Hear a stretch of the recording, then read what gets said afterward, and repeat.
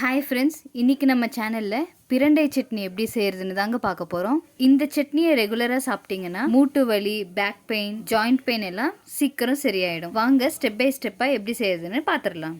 இந்த சட்னி தோசை, இட்லி, சப்பாத்திக்கு சூப்பராக இருக்குங்க.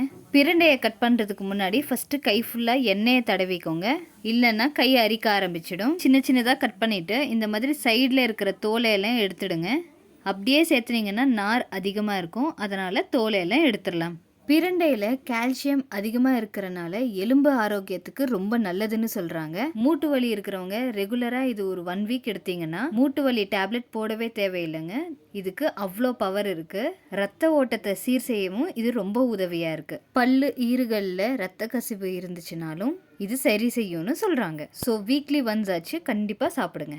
பாருங்கள், இந்த மாதிரி க்ளீன் பண்ணி வச்சுக்கோங்க. க்ளீன் பண்ணிவிட்டு ஒரு தடவை வாஷ் பண்ணிவிடுங்க. ஸ்டவ் ஆன் பண்ணிவிட்டு கொஞ்சமாக எண்ணெய் விட்டு 6 காஞ்ச மிளகாயை ஃப்ரை பண்ணிடலாம்.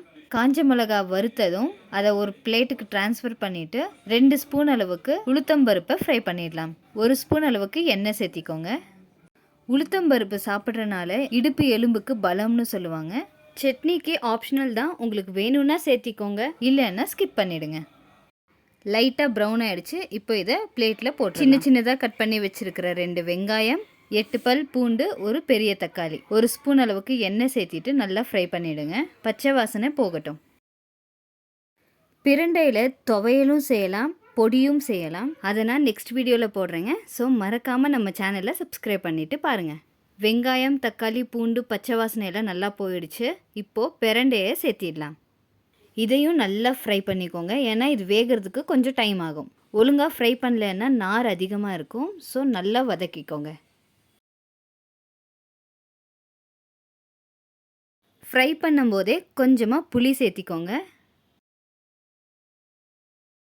கடைசியாக கொஞ்சமாக கொத்தமல்லி சேர்த்து நல்லா ஃப்ரை பண்ணிவிட்டு ஸ்டவ் ஆஃப் பண்ணிடலாம். நல்லா ஆறட்டும். ஆறுனதும் மிக்சியில் சேர்த்திடலாம்.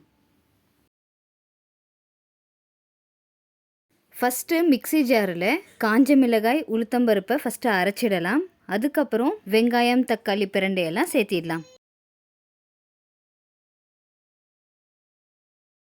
தேவையான அளவுக்கு உப்பை போட்டுக்கோங்க. வேணும்னா கொஞ்சமாக வெல்லம் சேர்த்திக்கோங்க. அவ்வளோதாங்க, சூப்பரான பிரண்டை சட்னி ரெடி ஆகிடுச்சு. கண்டிப்பாக நீங்களும் இதே மெத்தடில் ட்ரை பண்ணி பாருங்கள். எல்லோரும் விரும்பி சாப்பிடுவாங்க. சுட சுட சாதத்துக்கு நெய் ஊற்றி இது போட்டு சாப்பிட்டீங்கன்னாலும் நல்லாயிருக்கும். இல்லைன்னா சப்பாத்தி, இட்லி, தோசை, பூரிக்கும் நல்லாயிருக்கும். நாங்கள் கோதுமை தோசைக்கு தாங்க இன்றைக்கி இந்த பிரண்டை சட்னியை செஞ்சோம். நீங்களும் கண்டிப்பாக ட்ரை பண்ணி பாருங்கள். இந்த மாதிரி ஹெல்த்தி வீடியோஸ் டெய்லி பார்க்கணுன்னா நம்ம சேனலை மறக்காமல் சப்ஸ்கிரைப் பண்ணிக்கோங்க.